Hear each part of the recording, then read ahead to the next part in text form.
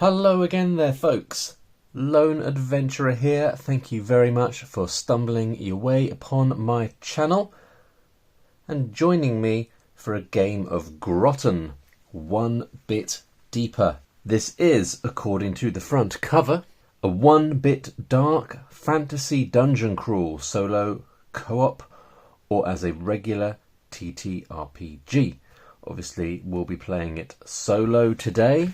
We've got a little bit of text on the back. I will try and bring the game up to the camera every now and then to show you some of the super cool one-bit artwork which drew me to the game originally when I backed it on Kickstarter not too long ago.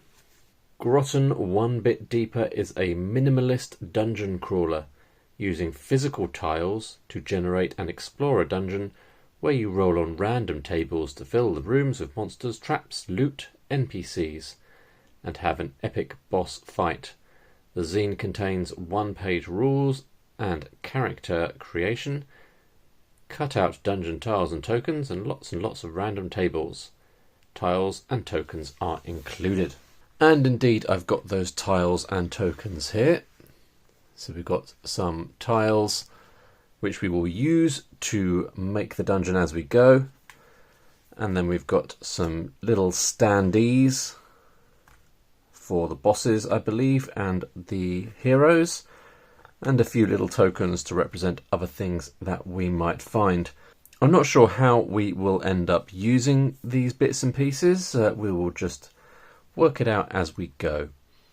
I haven't played this game prior to filming this video, but I've read the rulebook quite carefully, and as you will see as we go, it's quite a straightforward game. Just seeing if I can get that little guy to stand up.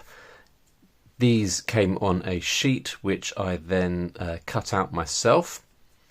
They do stand up quite nicely. Maybe not on my table because it's got this soft cover on it. There we go. They do stand up just about, but obviously I'm not going to be doing that on the video because you won't be able to see what they look like. But I was drawn to this game in part because I'm a little bit obsessed with these little solo dungeon crawlers that take heavy inspiration from Dark Fort. And actually I can see it's listed here under the inspiration section. We've got Morkborg, which was based on a small solo game set for a game called Dark Fort. Now, I've played Dark Fort on the channel before. There'll be a link in the description down below. I've recently done a video, a top 10, or a list of 10 at least, micro dungeon crawler games, which is a genre where Dark Fort very much sits at the centre of, to my mind. I've played a number of games that are inspired by Dark Fort now, including most recently Into the Dismal Armoury. But in the past I've also played Corny Gron, and these games and others very much have the same rule set as Dark Fort, which is one of the reasons why I feel quite confident going into this game without having played it before. There are some variations to the rules, but by and large the mechanics at the centre of it are the Dark Fort Morkborg mechanics that we have seen in other games before. So this game is created by Tommy Sunzenaut, also known as Sunzenaut. And we've got art and layout by the same person, and also a guest artist called NPCs. It says here did the opposite page, so I guess, and I can see their little signature there. So this is some artwork by NPCs, also one-bit art, very much in the same style as the other art in the book. And did I say already that it really is, beyond the fact that it was such a small, affordable little package, I can't quite remember the country of origin of the designer Tommy, but it was outside the UK, and quite often crowd-funded games that are produced outside the UK I just have to pass on because there's only so much money and I can only justify backing so many games. But the fact that this was such a small, tidy little package meant that it was an easy back. I think the shipping was quite affordable. And the fact that it came with the tiles as well made it just a sort of a slightly more interesting proposition compared to other games like this. Got another awesome bit of art there. Yeah, so as I said, the affordability of it was one of the reasons why I was drawn to it, and the other reason was just the sort of general vibe of it. The one-bit artwork, the way it's designed to feel a little bit like a old school, like NES era dungeon crawly type game, just appealed to me. I liked it. I liked the way it looked. I liked what I thought it was, and it is totally what I thought it was. Let's read this little introductory bit. It's dangerous to go alone. We've got a little one-bit wizard there. Check him out. Dungeons, catacombs, caverns, tombs. Grotten is a vast underground network of tunnels and chambers, hiding dark secrets and even dark entities. Who knows what dwells down here in this long-forgotten labyrinth? Many foolhardy bastards have ventured down here through the centuries. Very few have returned, and those who have dare only whisper of the unspeakable horrors they encountered. There's still time for you to turn back. What are you searching for, traveller? Wealth? Renown? Glory? You fool! All you will find down here is your own demise, but so be it. Godspeed to you. Go now, traveller. Grotten awaits. Okay, so we have got some rules here, and we have got some character creation. A little bit more rules by the looks of things. Character sheets, and then we're straight into tables. So that is it, really. We've got two spreads here of rules, so you really can have a read of this in, I would say, 10 minutes, and then you're basically ready to play. So we've got 7 steps explained for us here. 1, create your character. 2, pop your little character standee on the entrance tile. Then we'll place an additional tile next to each exit. Flip the tile you want to enter, line it up, roll for an encounter, keep going until you kill a boss, and then you've won. If you want, you can level up your character and start over, or keep exploring the same dungeon if you fancy. So we've got rules for locks, rules for rooms, corridors, combat. Be very familiar to anyone who's watched any of my other Dark Fort adjacent games. NPCs, levelling up, general rules for tests, and that's pretty much it. Character creation, optional faster combat rules, highlighting that you can choose to play a party of several characters if you want. Yeah, that really is it. So I guess we should just sort of make a character and play the game. Right, so I've got a sheet of blank paper here that I'm going to jot down our character details on. Abilities that we've got here are strength, agility, presence and toughness. We're going to be rolling a d4 2 times, subtracting the first die from the second. Well, I might subtract the second die from the first. That just makes more sense in my brain and obviously doesn't make any difference. So we'll be given an ability modifier for each of these abilities between -3 and +3. Then we'll be working out how much HP we are starting with. And we've got an optional rule here to just switch around some of those numbers if we want. So let's do it. What's our strength going to be? 1 -4. Bodes well. So our strength is -1 -4. So that's the worst you can have, isn't it? -3. I'm not sure about that. 2 -4. This is, I guess, just how it goes. So 2 minus 4 is minus 2. Presence, 2 minus 4, so that's minus 2. Toughness, 4 minus 4. Okay, toughness 0. Right, given how awful those are, I'm going to give myself 2 more numbers and I'm going to drop them in wherever I fancy. So 1 minus 3. Okay, so 1 minus 3 is minus 2. And 3 minus 1 is 2.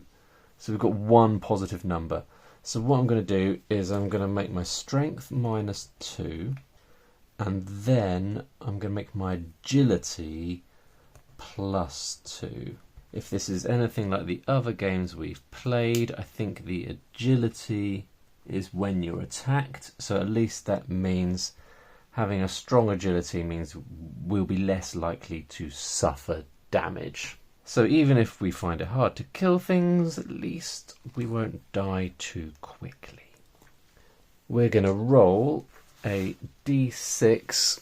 Now I'm aware the text is very small, so I will periodically show you some stuff, but really you're just going to have to take my word for it a lot of the time.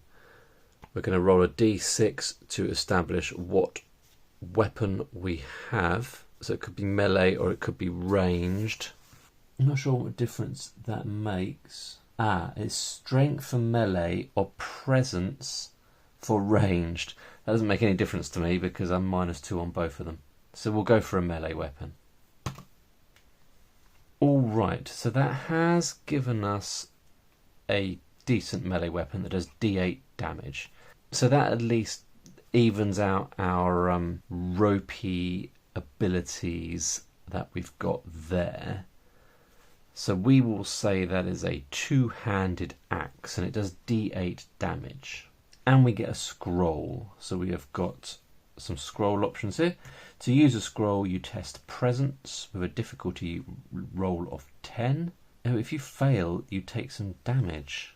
Okay, so you can use the scroll multiple times. It's only once you fail the scroll crumbles and you can no longer use it. But each time you successfully use the scroll, the difficulty rating is increased. Oh, and the amount of damage that happens to you is also increased. So scrolls are pretty dangerous, actually. 3 gives us an elemental missile, which does d8 damage. Oh, yeah, we also need to work out our HP, which will be 6 plus d6 plus toughness. That feels like more HP than other games I've played like this recently. 2, obviously. 6 plus d6 plus toughness. So that is 6, 7, 8 plus my toughness, which is 0. So that is 8. And we start with d4 luck. 1. Okay, not being very lucky here. So that allows us to deal maximum damage with one attack or re-roll a dice roll. So hopefully I remember that because that sounds quite useful. So that is character creation done. Step 2, start on the entrance tile. So let's put the entrance tile, I need to give these a little bit of a shuffle because they are not shuffled yet. Let's put that there. I want to keep the emerging map on screen as much as I can, but I also need a little bit of space where we're going to roll dice, obviously, and look at the book and whatnot. Right, so I'm just going to give these a little shuffle. Right, so that is done. And we're going to place a tile next to each of the exits from this initial space. We're going to pick one of these to represent us. I think I will go with this fella here with the sword. We'll pop him there on that room. Obviously he would normally be standing up, but for the purposes of the camera we'll lay the piece down. Flip the tile you want to enter. So let's go this way. And then we roll for an encounter. Nice and simple. So this is our encounter table here. We've got 6 possible outcomes. The room we're going into could be empty. It might have a structure in it, some treasure, an NPC, a monster, or a boss.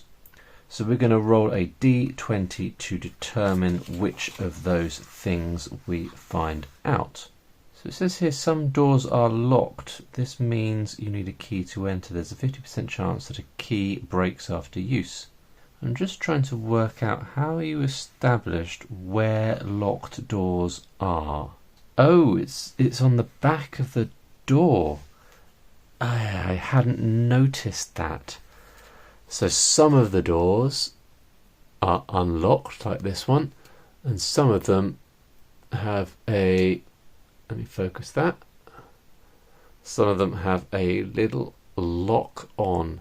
So you see whether a door is locked by looking at the back. That is super clever. So we've chosen to go this way, and as it happens that door is not locked. So let's roll a d20 and see what we're going to find in this first room. 8 gives us some treasure. It's a nice start. So you have got some character sheets here. I just haven't gotten around to printing that out, and I don't think it's too much of an issue. We should have given our character a name. So the rest of this book is taken up by some pretty intriguing looking tables. Thanks to the incredibly small font that is used in this book, each of the tables has a lot of options. So there's a lot of variety in what you will encounter in this game. So let's look for the treasure table. Have I gone past it already? I have, haven't I? Here's the treasure table. So this is a D66 table, which means you roll 2 6-sided dice. One of them gives you the first digit, one of them gives you the second digit. So we'll do it this way round, with this darker dice going first. So we have rolled 61. So if we look at 61 in the table, 61 is a dwarven pickaxe. So if we follow that along there, we can see the value cost is 65 silver. And it's got an ability. Enables you to break down a wall to create a door to a new room stroke corridor. 1 use. Also a D6 weapon. So I'll just jot that down on our sheet here. So I'm just going to experiment with writing down an item number so I can refer back to the table if I need to see how much it is valued at or what its ability is. So there we go, that's our first room. We have got some treasure. Now when I turned this location over and revealed it, we should have placed the next ones like so. There we go. And obviously we moved into that location, so we have moved there. Alright, so which way are we going to go? Shall we aim for one of the locked doors, just so we can do that? Oh, you need a key to enter. And it says if you play as a role-playing game with a GM, there might be other ways of unlocking doors, like bashing it with a strength test or picking the lock with presence. Be creative. Such as it is, though, we need a key. I don't know how common keys are. So it might be we have to introduce opening doors in other ways. But for now, we do have a door that isn't locked, so we'll go for that. I think we will play that that is blocked off there, since this is the entrance. So we're going down into this room here. And what have we got in there? 4 gives us a structure. And interestingly, okay, so you can get a monster on a 13 to 17. So that's a 25% chance of getting a monster. But this time we've got a structure. So we've got another D66 table here. 53 gives us a pit trap. Is that right? Yeah, pit trap. As you walk through this room, you feel the ground shaking beneath you. Trap. Test presence to avoid falling into the pit and taking is that D8? Yeah, I can't see that. It's very small. Yeah, D8 damage. Well, that sounds pretty rough. Because our presence is -2. Was it presence we were testing? Yep, okay. So yeah, it's -2. So we are rolling a D20. And this is a standard test. So as with other Morkborg Dark Fort style games, when you're doing a standard ability test, you roll D20, add on the ability modifier. 12 is the difficulty rating you have to beat to succeed, unless otherwise stated. So here we go. 4 -2, because my presence is -2, gives me a total of 2. And obviously 2 is nowhere near 12, which means we are taking D8 damage. Pretty rough. Here we go. 4 points of damage. Oh, so that is taking me down to 4 HP. I'm going to keep the 8 as my max there. So we've just lost half our HP in our first sort of dangerous situation. Yikes. This might be a short playthrough. Right, onwards and upwards. Let's move into a new room. I think we'll go down here. So when you get a room that doesn't line up, then you simply rotate it clockwise until it does line up, like so. And obviously that was a door that did not have a lock on it, so we don't need to worry about that. Move into this new area and roll to see what's going on in there. 14 gives us a monster. It's our first monster. Now we've got these little icons here, these little tokens for the different types. We've got one for structure, one for treasure, one for monsters, one for boss monsters, and one for NPCs. And I'm not really sure how I should be using those, if I'm honest. I might just start popping down the token for what we have experienced in that room, and then if it's already on the board, I'll move it from where it previously was. I think it was a structure in there, wasn't it? I think so. But we're going to face a monster in this particular room, so that is exciting. Let's see what monster we are facing. 41, what's that going to give us? The Witch's Rat. So that 1 is the quantity, so we've only got 1 Witch's Rat, thankfully. The description here, hairless rat with a human face. Sounds like a nice thing to encounter. That's the damage that it's going to do when it attacks. It does a bite damage, which is D4. It's got 2 HP. Doesn't sound too bad, unless it does something horrible. No armour. Small. Plus 2 DR to hit.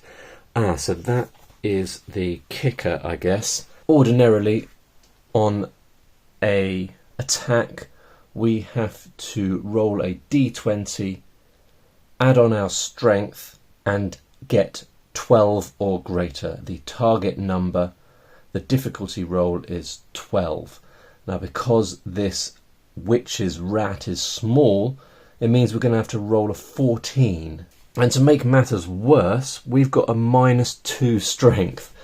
So really, effectively, we're going to have to roll a 16 in order to hit this creature.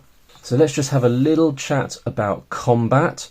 As I said earlier, this combat process will be familiar to anyone who's watched my Dark Fort video, my Into the Dismal Armory video, or my Corny Gron video. We're going to roll for initiative, which is a d6. 1 to 3 the enemy goes first, 4 to 6 we go first. Then we're going to do strength, roll for attacking. Dealing damage is our weapon's damage die, so our saving grace is that we've got that two-handed axe, which is pretty good, does a lot of damage.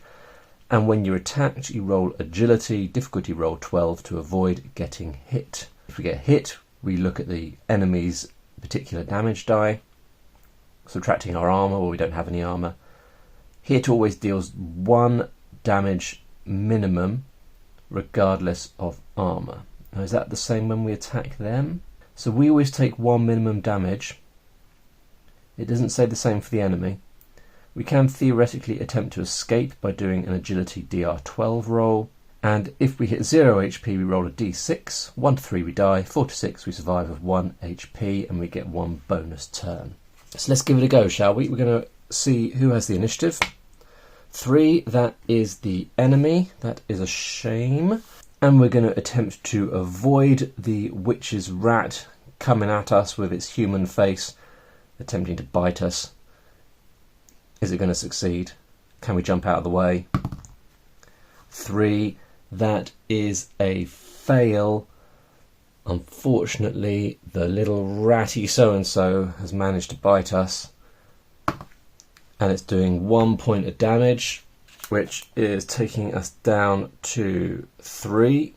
Let's see if we can attack. And remember, we've got to roll 16 here, so it's a pretty tall order. 10, that is a fail. I did notice there's no rules for critical successes and fumbles. I don't think I saw. So in order to sort of pare down as much as possible, we've left out critical successes, i.e. if you roll a natural 20, or a fumble, which is essentially a critical fail if you roll a natural 1. Yeah, so that's just not a thing in this game. So, keeping it simple, that's fine. Alright, so the witch's rat is going to attack us back. Are we going to dodge? No, we're not going to dodge. Is this rat going to kill us? 2 points of damage. I think this rat is going to kill us. I mean, we could run away. I'm going to have one more go, and then if this fails, then we'll run away. 8. That is a fail, so the rat attacks us back. Do we dodge? We do dodge. We do manage to dodge. Okay, so I guess, I know I said I was going to run away, but I'm going to try one more time. So, that landed in the crease, didn't it? That landed in the crease. You all saw it. 20. There we go. If you are saying that I cheated, then you know where the door is. You may leave now, sir. Not sure why I'm looking there. I should be looking here. My weapon is a two-handed axe. It does D8 damage. This fella has no armour. 5 points of damage. It has 2 health, I think it was. Yeah, so this comfortably finishes off the rat. Fantastic. Do we get anything? Do we get some loot? When killing a monster or a boss, you gain their starting HP in silver. Oh, so we get some money. Should we have started with some silver? Is that something I forgot when we started?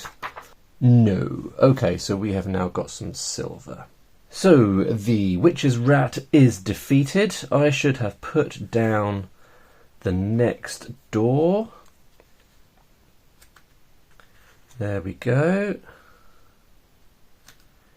So are we going to go back this way or through here? I guess we might as well go through here. There we are. That's going to go off the bottom of the screen, isn't it? I might have to jimmy that up a little bit or go through some other doors. But we will leave that room, move into another and roll to see what is in this room. 16. Yes, I know that landed in the crease as well, but it doesn't affect me anymore. That's another monster. And I'm on 2 HP. I do have my elemental missile scroll that I could use, but I think using scrolls is almost as tricky as just doing a normal attack. A presence DR10, so it's slightly easier than doing a standard attack, at least the first time you do it. We need to find out what monster we have got going on here. 55. 55 gives us a rock grub. There's D4 rock grubs, so we will be facing multiple ones potentially. Fat grey larvae covered in black bristles with rock cutting pincers. Their pincers do D4 damage. Is that 3? I think that's a 3. Yep. 3 HP. No armour, no special ability. Alright, so a bit more Bob Basic this one, but there's more of them potentially. How many? Oh, just the one. Okay, so just the one rock grub.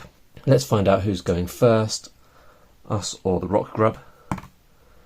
2, that means the rock grub is going first. It lunges at us with its pincers. 13, we manage to jump out of the way and we can attack back. 4, we miss. It comes at us again. 19, it misses. 8, that means we miss. 18, it misses us. Come on, let's have a good roll on ours. Okay, that was a 4, wasn't it? Alright, fine. No, I'm going to re-roll it. Oh, 14. Okay, so finally we hit the rock grub. 8 points of damage, finishes it off. And we get silver equal to its HP, which was 5. Is that right? Yeah. No, 3, wasn't it? 3. So that takes us up to 5 silver. And we live to fight another day. Alright, so I think I'll go back up here into... So I guess we'll use the token to sort of signify the last place we encountered that thing. We'll go back up into this room here, since this one isn't locked and it's on camera. There we go. So we need to place 2 new doors. Neither of them locked, so that's good. And what are we going to have in this room? D20. 20 is a boss monster. That is pretty ridiculous. Can I use my luck to re-roll any dice? I don't think we can face a boss right now, can we? Re-roll any die roll. So we'll use our one single luck that we've got, because we're not going to face a boss monster right now. It will just immediately kill us. 1 means that it is empty. Let's move on to the next square. So we rotate that until it matches. Pop the door down. Move over. Have a roll. 11 gives us an NPC. This is our first NPC. Cool. So who are we encountering? 52 gives us Tazo Silvereye. So Tazo Silvereye is a human miner, a muscular man covered in dirt. He is chopping the wall with his pickaxe.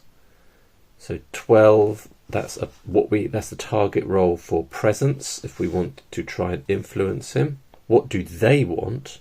Silver, D20 pieces will do. And what will they offer? His pickaxe, treasure table number 61. Let's have a quick look at the pickaxe. Oh, we've got one of those, haven't we? We've got a pickaxe already. I mean, they are worth 55 silver. So how do NPCs work? Let's just have a quick check of that, because I know there's a little rules section. To bargain, test presents and exceed the DR to get what they offer for free. Do you have to exceed DRs for rolls? You have to beat it, not equal it. Is it always that case in these games? I'm having a bit of brain freeze. Okay, well, you have to exceed it. If you lose, they will no longer trade with you. You can also choose to just give them what they want and get what they offer. You can't bargain with merchants. You can always leave an NPC and come back to them later. So probably, I think this game would benefit from taking a couple of notes about the different rooms. I suppose then you're also drawing it out, and if you're mapping it and drawing it, is the drawing it a little redundant? I don't know. I'm not sure. Maybe you could just like draw a little map of nodes, perhaps. So there you go. I've just drawn a little sort of like node map. That's our start. And then over here is where we're encountering Tazo's Silver Eye. And I made a little note that he's in there. So theoretically we could leave him there and come back later. But I suppose we might as well have a go at influencing him. Maybe getting this as a sort of a bonus, his dwarven pickaxe. So we are trying to roll 12, but obviously our presence is -2, so actually we've got to roll 14 really. Oh, I thought that was gonna... 6, so that is a fail, and so we cannot do business, unfortunately, with Tazo. We tried to sweet talk him into giving us his pickaxe, and he was not a fan of that. Okay, I've had a little bit of a break. I've been on holiday, ended up doing that halfway through this video, but we are back now. Well, not halfway through. I think we're probably quite close to the end of this video. So what I'm thinking we'll do is maybe do a couple more rooms. We're only on 2 HP, and I feel like it would be nice to show one of the bosses. But obviously if I face a boss on 2 HP, it's probably going to be quite a brief encounter. So we'll try and do a couple more rooms. We'll see how that goes. Hopefully we find a way to increase the amount of HP that we have. And if we don't, then there's not much left to this video. But let's see what we've got going on next, shall we? 13 gives us a monster. Oh, good. So it might be that I've come back from my holiday and we're going to be immediately killed by a monster, and that'll be the end of the video. If that's the case, so be it. Right, let's see what monster we have got. 41. That gives us the Witch's Rat again. Shall we have something different? Because I remember that guy being quite unpleasant anyway. 32 gives us a Masticator. One Masticator, keeping more on hooves. So just like a big mouth, I guess. D4 bite, 4 HP, no armour. If bitten, test toughness or get chewed on, take D4 extra damage. I think this is going to come down to whether we're going first or second. 2, that's bad, right? Yeah, enemy goes first. Okay, so the enemy is going to go first. We need to see if we dodge out of the way. 16 plus 2 for my agility is a comfortable success. Then we attack back. 9. And my strength is -2. That's unfortunate. Maybe I should have used my elemental missile. 9, 8, 7, so that's a fail. The Masticator attempts to get us again, and let's see if we dodge out of the way. 2, that is a fail. And so it's D4 damage. and we're taking 3 damage. We don't have any armour, so that is actually the end of the character. That's just the way it goes sometimes, I suppose. I tell you what we will do.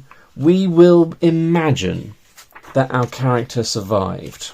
And we will furthermore imagine that we rolled between 18 and 20, which means we are facing a boss. So we turn to this cool boss section here. Prepare to die. You found a mighty boss monster. And it looks like a D10 roll for that. Yep, that's the back of the book. So a D10 roll. So we are facing the nightmare. So we could put the nightmare's piece on the board if I could find it. So let's imagine we went down into this room here. That's where we discovered the boss. The nightmare. A black fog filled with eyes and teeth. An echoing laughter fills the room before it appears. It's everywhere and nowhere at once. So it's got 7 HP. Incomprehensible. D20. Special, the nightmare is and is not there. Normal weapons will have a hard time against it. You can escape this room without need of agility test. Better gear up on some scrolls. Have I found some insane enemy here that's almost impossible to kill? Okay, so basically this enemy, this boss, has an armour of minus D20. So any damage I do to it, we would roll a D20 and subtract that from the damage. So basically it's very, very hard to hit. It's got less HP than the other bosses, but it's got that ridiculous armour. Just the fact that it sort of isn't there, is there and isn't there makes it hard to hit, and that is a sort of armour. And its attack is unknown, but it does D10 damage. Basically this enemy is completely insane. So let's just get killed by it, shall we? Let's just get killed by it. Let's imagine that we came into this room with, not 10 because that's more than my max, so we'll come into the room with 8 health. Let's see who goes first. The enemy goes first. Wonderful. So can we dodge out of the way? 9 plus 2 is 11, so that is fail. That's a failed dodge, and it does D10 damage. 6. Okay, so I'm already down to 2 health. I think basically, if you come across this enemy, what you have to do is leave the room and come back when you're really, really tooled up. But anyway, let's see. Let's try an attack, shall we? 15 minus 2, because my strength is 2, gives us 13, which is a success. So we have hit. So we can use our two-handed axe. At least we've got a decent weapon. 3. And then the incomprehensible armour is going to absorb 17. So we've done no damage. Alright, so I guess at that point we would choose to escape the room. There's no way we can kill this thing right now. We would choose to escape the room and hopefully find some cool stuff in order to go back and defeat that enemy, the nightmare, further into the game, I guess, once we've got some more stuff. But there you go. That was Grotten. One bit deeper from Sunzenaut. I think that there is a lot of game here for such a small package. It might be tricky to get a physical copy of this, although I'm sure they are out there somewhere. Maybe Sunzenaut is going to do another crowdfunding campaign in the future. I will put a link in the description to where you can get a digital copy of this game. I think it's probably worth picking up digitally and playing a digital copy if you are okay with that. The brilliance of this game is the tables. Those tables, there's an awful lot of stuff packed into them. They are fantastic. and also just the brevity of the rules, the fact that that is basically it, those 2 pages there. And these are optional rules, really. So that's it. It's those 2 pages there. And they are easy to understand. So Sunzenaut has managed to pare the rules down to the absolute bare minimum whilst retaining understanding. So there's no examples in here. Such luxuries as examples have been left out. But what you are left with is a very easy to understand, quick to get into system. So if you're looking for something to allow you to do a super quick dungeon crawl using a very small package, but one that gives you a decent amount of variety and surprise, it might just be that Grotten 1 Bit Deeper is for you. Hope you enjoyed that, folks. Thanks very much for watching. Do hit the like button for me if you enjoyed this video, and I imagine you did if you got this far. Subscribe if you want to see more games like this one. Catch you in the next one. Bye for now.